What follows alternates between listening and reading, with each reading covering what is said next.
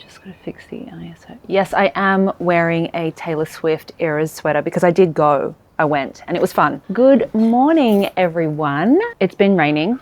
A lot. It's been raining a lot. And so I can't really get properly out in the garden. Everything is still sopping wet. It's been raining nonstop for the past week and it'll continue to rain for another week. I was going to do this whole video indoors, but the sun came out and I think that we're going to be okay to film outdoors for the next little while at least. Today's going to be a pot and chat and I'm going to answer some questions that have crept up in the comments over time. And also I threw it out in my community tab to give me any more questions on top of that like stuff that you just want to know about. So yeah, pot and chat, Q&A, let's go. Just gonna rip it out.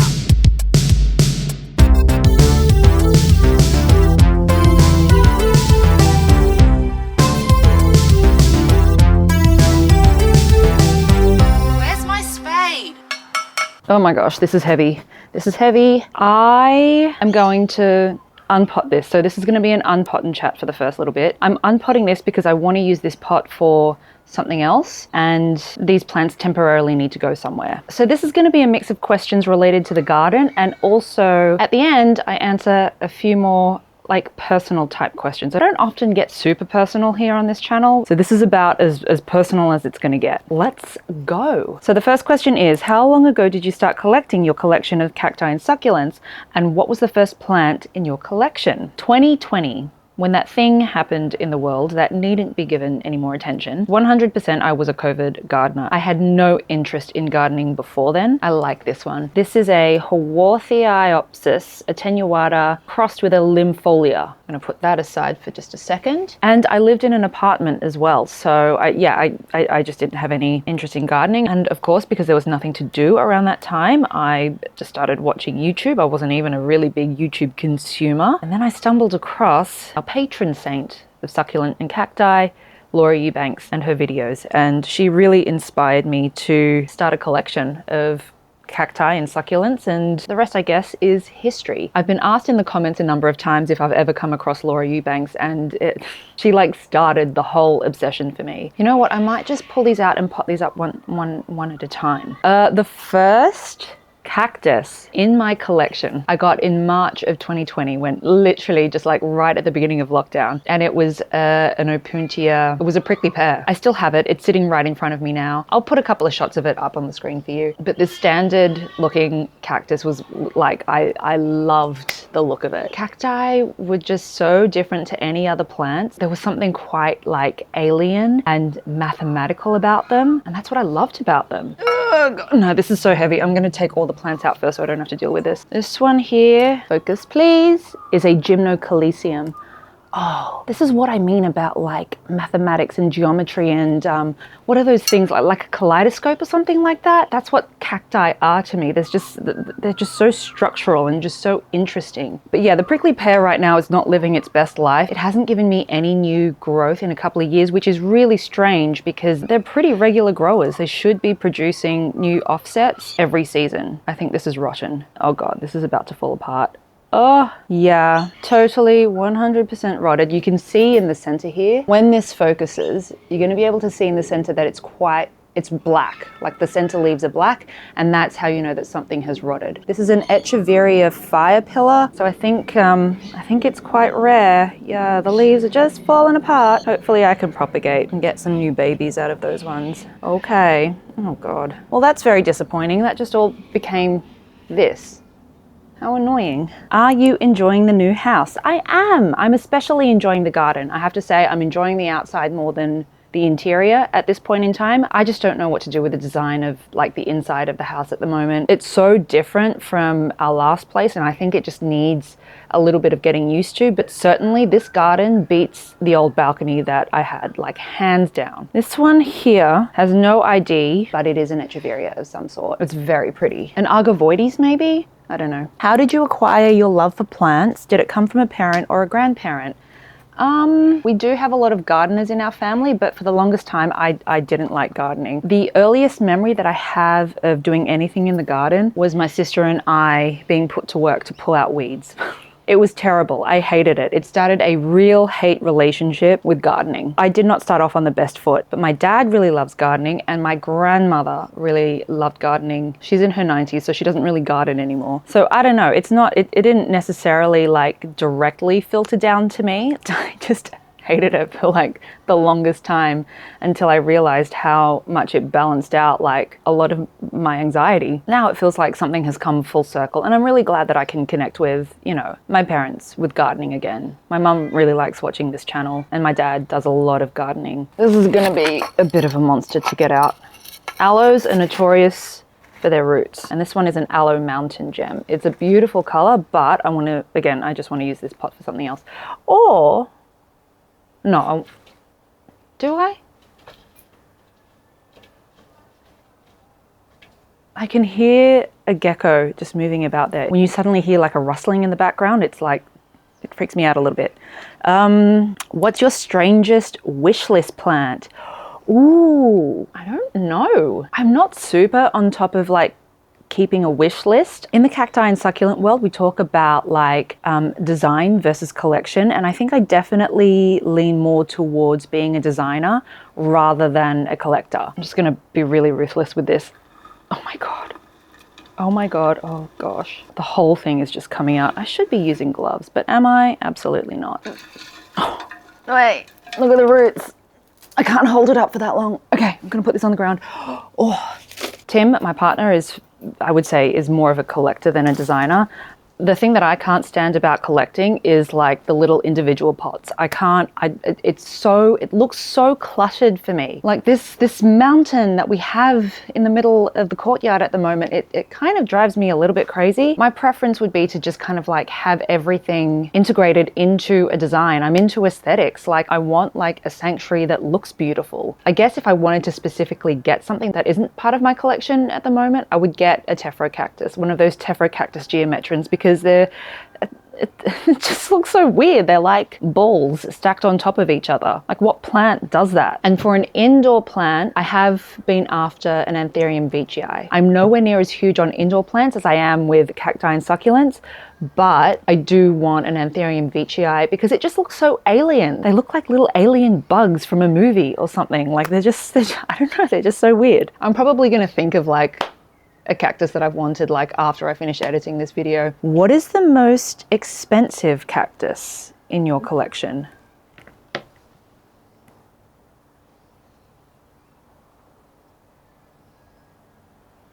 Okay, there's two different things here. This plant is slightly too small for this pot, but you know what? Haworthii are vigorous growers, and I'm sure that this one is going to fill out in no time. Should I put it in a smaller pot?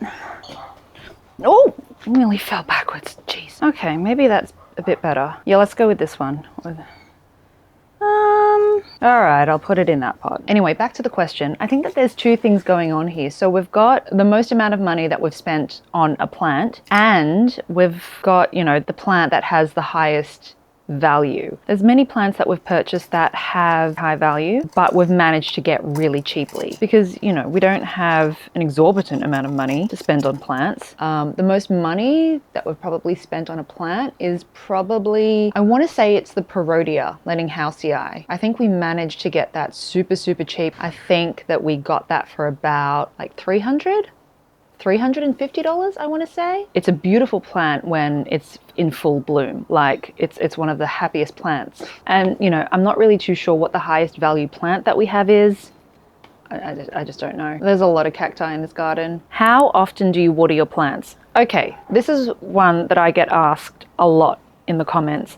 And the truth is, I water them when they need watering. And I know that if you were a beginner, because I was there too, I know that when you're just starting out on your cacti and succulent journey, that you're like, well, I don't even know what that means because I haven't spent enough time with my plants to understand what their needs are. Very roughly, I will say that, you know, I guess during summer, I'm aiming to water the plants like 2 to 3 times a week. And in the winter, I will probably withhold watering altogether. But it really just depends. It depends on the season. It depends on what your climate is like in your country. It depends on what your microclimate is like, how long the plants are in full sun for, what kind of substrate you've got them in. On my balcony, my plants would dry out really, really quickly because I was several floors up. There was a lot of wind. And at the same time, we had a whole year of rain. Like 2022 was our La Nina year, and it just rained constantly no matter what the season was. So I lost a lot of plants. I don't think I watered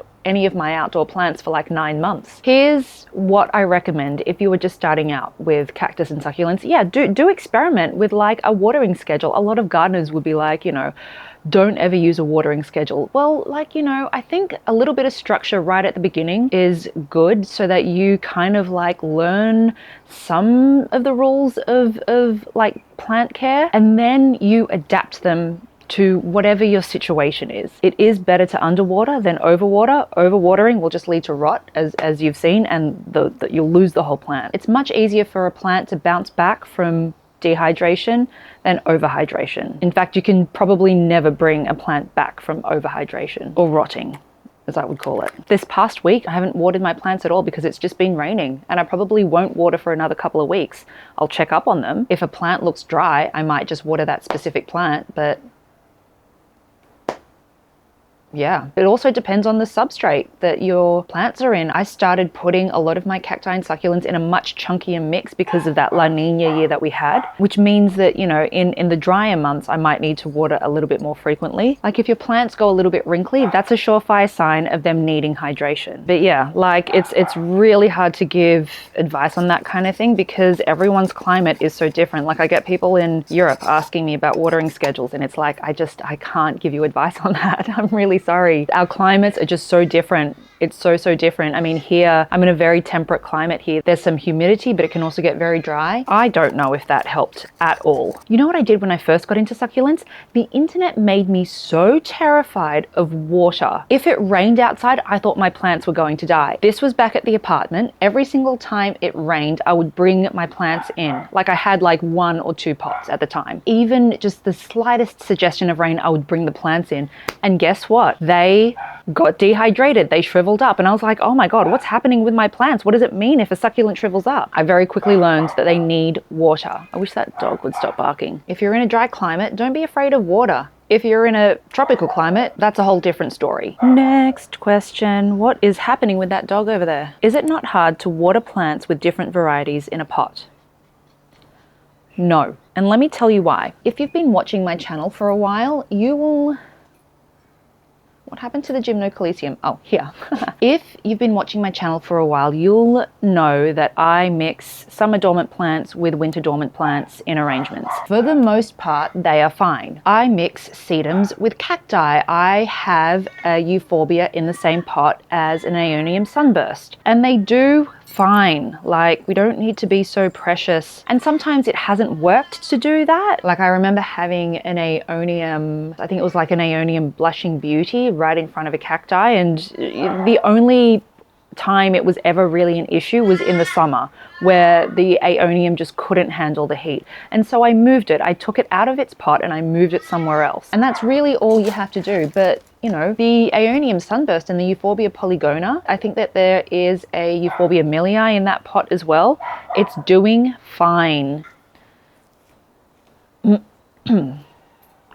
I did have dahlias in a cactus and succulent bed at one point, and I ended up pulling those out because it was the tail end of summer and the dahlias at that time just needed different watering needs. It just wasn't working for the garden bed. I've put those out in separate pots. Like you experiment and you learn. Again, I'm much more about design than collection, so I'm going to be a little bit riskier with like putting plants together for the sake of aesthetics, because I freaking hate little pots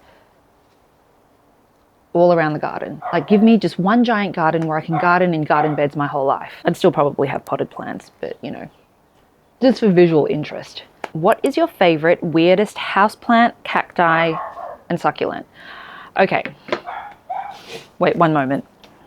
This is a Mammillaria bossicana, and the cultivar is Fred Standard Form.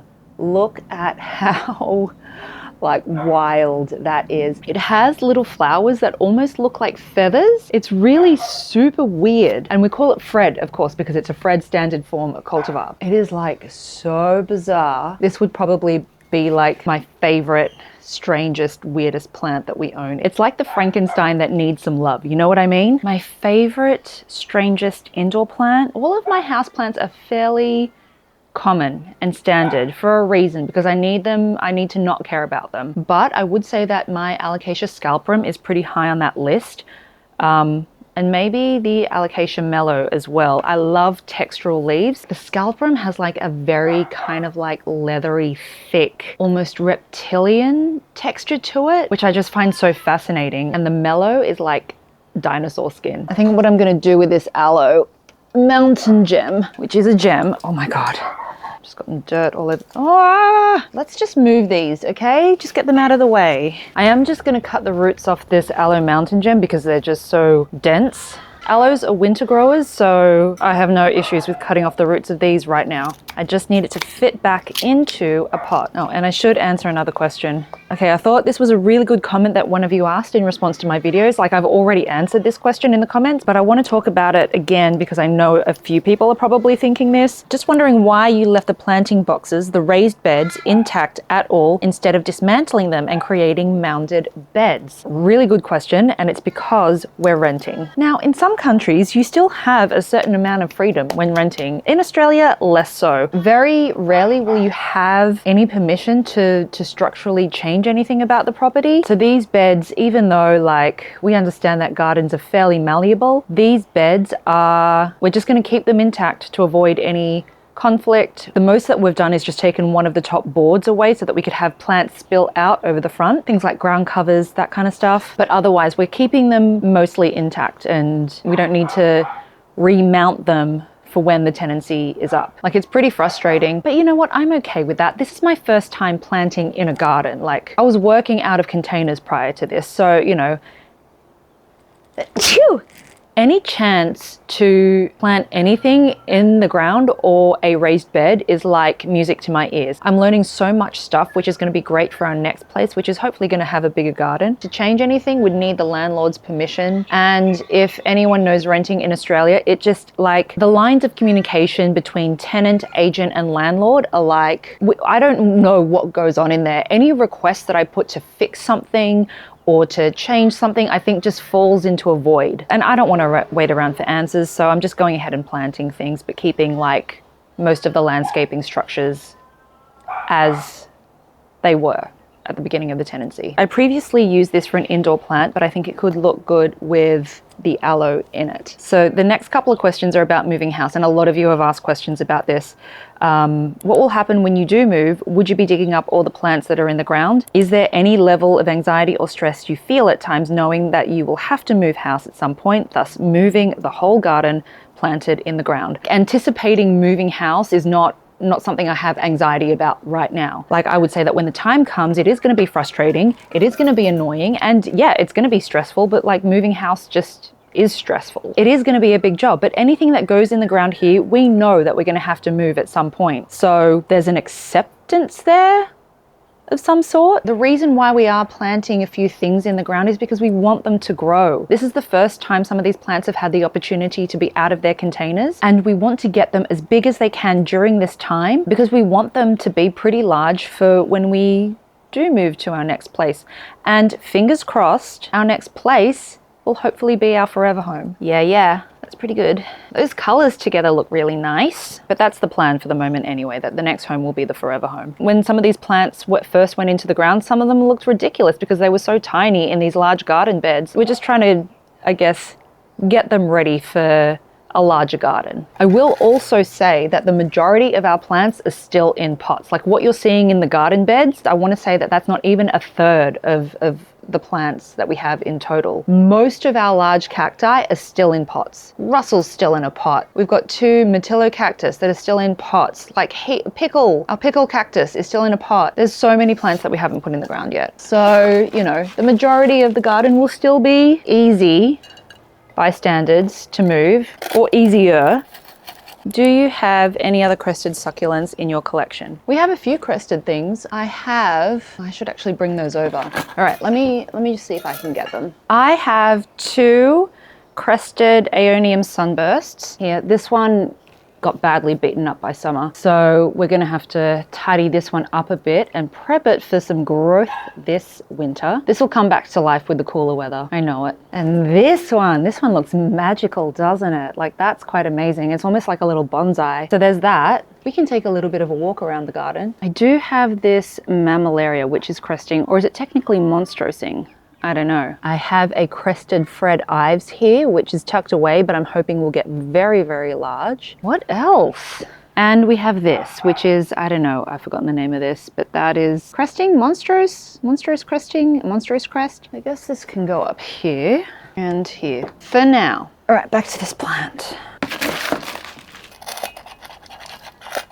Yeah, I can't think of anything else that's cresting. I have had other crests that have died. I would love to get another crested Aeonium, like a crested Medusa or a crested Pink Witch. That's going to be so expensive though, so, you know, I'll just add it to the wish list. Is there any less arduous way to keep dust off leaves of indoor plants? Unfortunately, not that I know of. Dust is everywhere, unless you keep it in a terrarium. I'm not a terrarium expert at all. The only way I know is to actually just remove the dust with a cloth. That's the only way I know. If anyone knows any other magical way where our indoor plants don't get dusty, let me in on that secret, please. But I think the answer might be resorting to witchcraft or something like that. This is the spray that I use right here. This is totally not sponsored or anything like that. This is literally just a product that I picked up while waiting in line to check out at Flower Power. Plant spray with added neem for leaf, health, and shine. Brewed from Mother Nature. Like, what is all this marketing garb? I don't know, it does the job. It contains neem oil, lemon, myrtle, eucalyptus, worm juice, and more.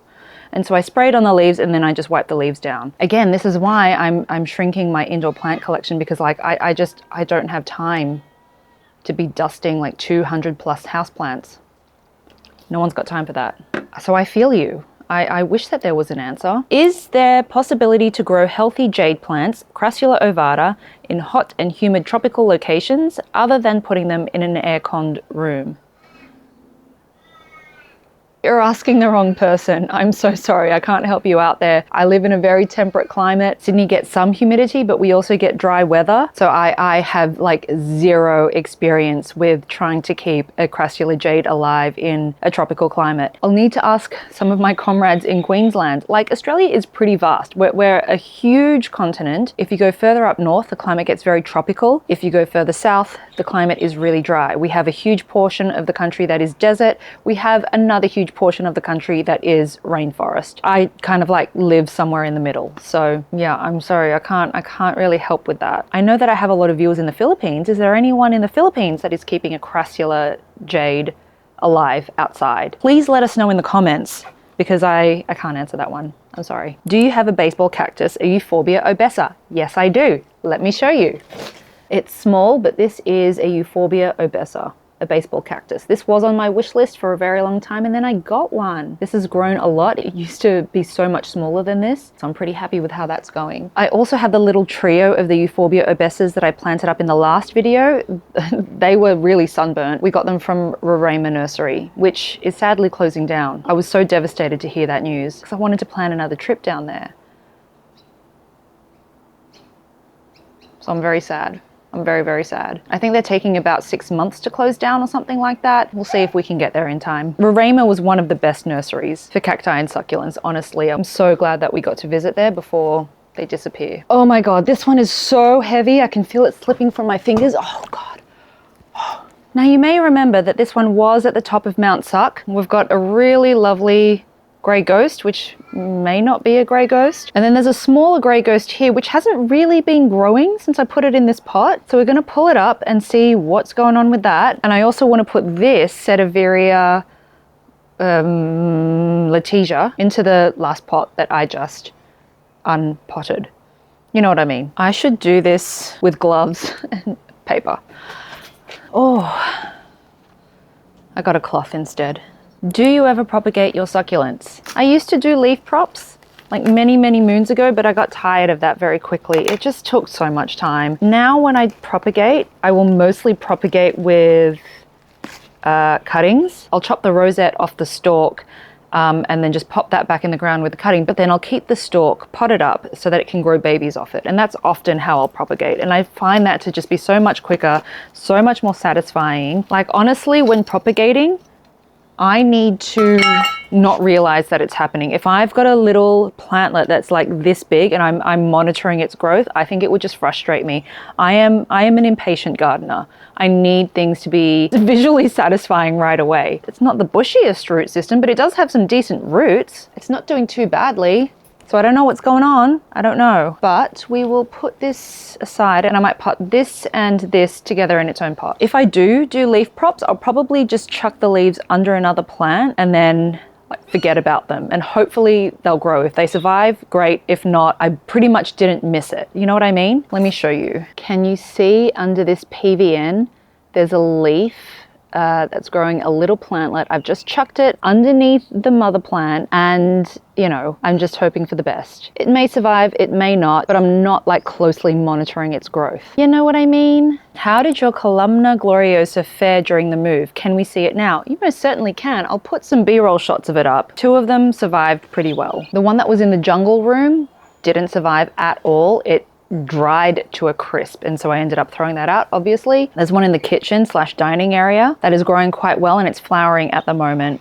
It's just at the end of its flowering, so the flowers don't look the best right now, but it's still going great. Honestly, it is one of my favorite houseplants. I need to repot it because it deserves a better pot than what it's currently in. It is a good wish list plant to have. Highly recommend. Okay, now we're delving into the more personal questions. So this is not necessarily plant related, but you wanted to know and I am here to answer. What type of work do you do? A lot of you ask this question, like what do I do for work? So for work, ow, went right through the glove. I work in theater. It was like my passion since I was 16 years old. I direct theatre, I perform in theatre, and I produce theatre productions as well. I trained here in Sydney. I've also trained in New York, and I've worked and trained extensively in Japan as well. It's a very consuming job. Like anyone who is in the arts will know that, you know, there's a lot of output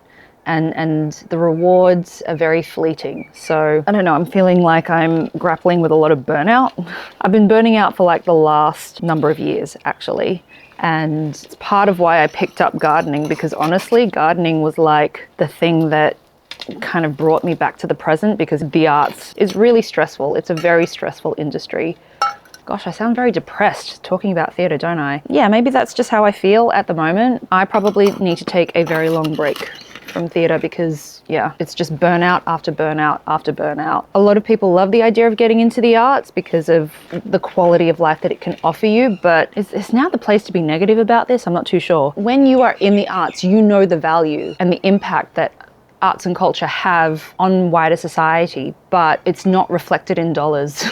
And especially since COVID, since we had a lot of people just staying at home. I mean, there were a whole bunch of other arts that were consumed, like movies, Netflix, music. People are still consuming those things, and certainly they're going to concerts and things like that. But the Eras Tour is a prime example of mass level consumption of an art form, but the stuff that is really much smaller scale and local, they're suffering, and it's been really hard for a lot of people working in the industry. Not that I want to get all victimy about it, but it's challenging. It's really, really challenging at the moment, and there are a lot of people in the arts sector that are burning out. That's all I'm going to say about that.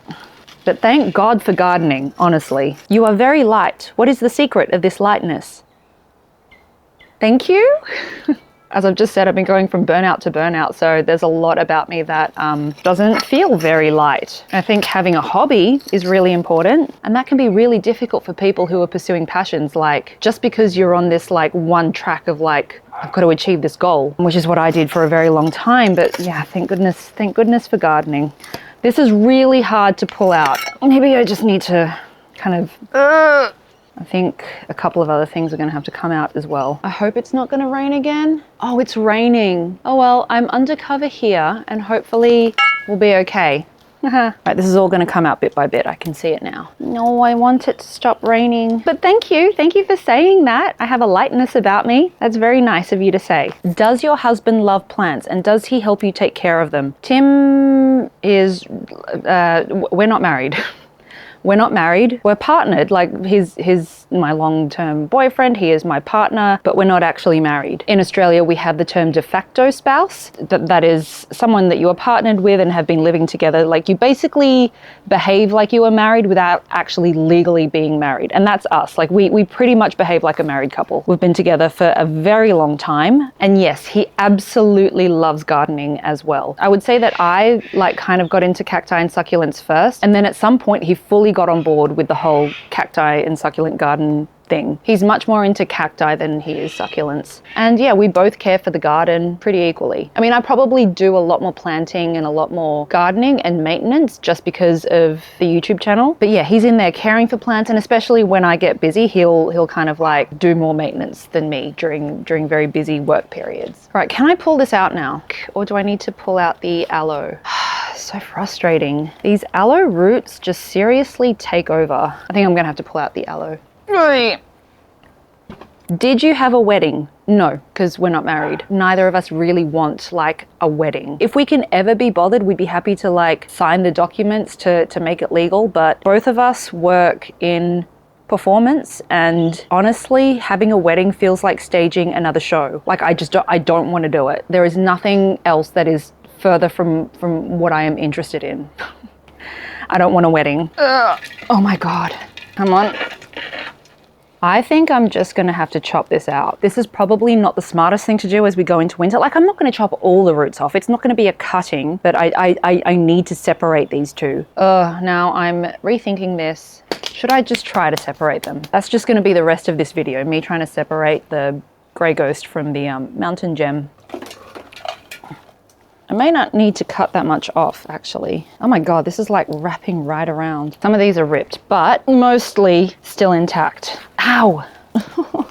Come on. Why is this such hard work? Ah, okay. Lots of roots. Managed to keep most of them. All right.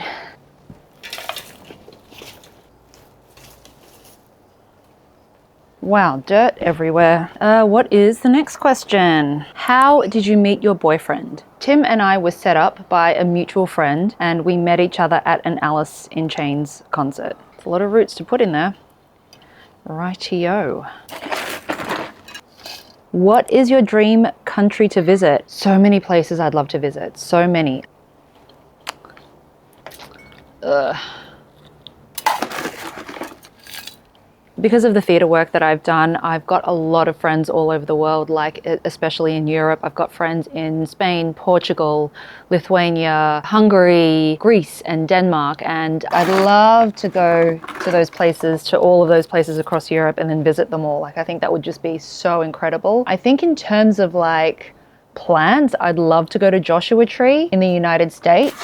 I really want to see desert landscapes with native cacti. We in Australia have desert, but we don't have any cacti that are native to Australia. We've got a whole entire different ecosystem of plant life, but because we do have desert climates in the country, I guess that's why a lot of these plants do so well here. I would also love to go somewhere like that is the complete opposite of Australia. I'd love to go to northern Scandinavia and just be surrounded by snow. I think the short daylight hours would really get to me. Like when I was in Sweden, I was there during midsummer, and so the sun would barely set. I love that kind of stuff. As soon as daylight savings hits, I'm like celebrating. Hang on, just excuse me for 2 seconds. When I was in London, I stopped over in Paris really briefly, and I wanted to actually spend more time there. Like I would love to go back to Paris. I'd love to go to South Africa and other African countries, like because that's where a lot of cacti are from as well. You know what though, the more that I get into gardening, the more I just love being at home. Isn't that what we're all trying to do as gardeners? Like create beautiful sanctuaries where we don't necessarily feel like we're escaping from anything, but we're just very happy to be in the beautiful place that we've created. Oh, that's nice, isn't it? Isn't it? Creating a life that you don't have to escape from. That's the dream. Yeah.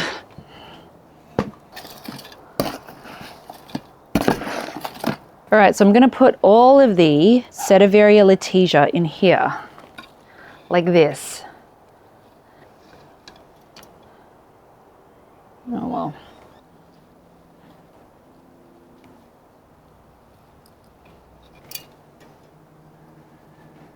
All right, something like that. And hopefully it'll all just grow in.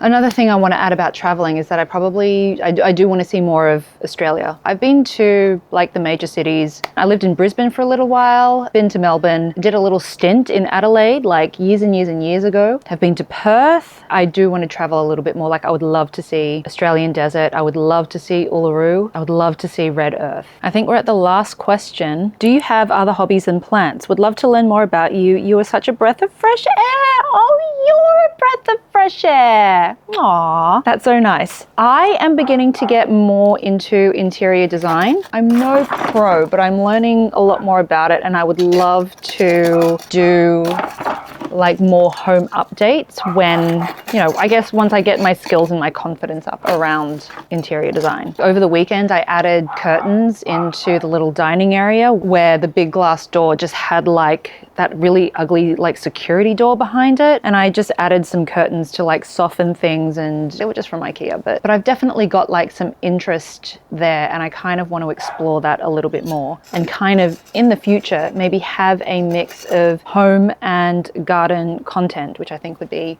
awesome. I don't know, we'll see what the future holds. Okay, this was just a very slapdash job. Again, I'm doing like the one plant per pot kind of thing and gonna add it to the Mount Suck arrangement somehow, but that was it. That was a lot of fun. Thank you guys for your questions. I had a lot of fun answering them, and maybe we'll do this again at some point in the future. I hope wherever you are, it's not raining like it is here, and that you have the opportunity to get out into your gardens, and I will see you in the next video. Bye.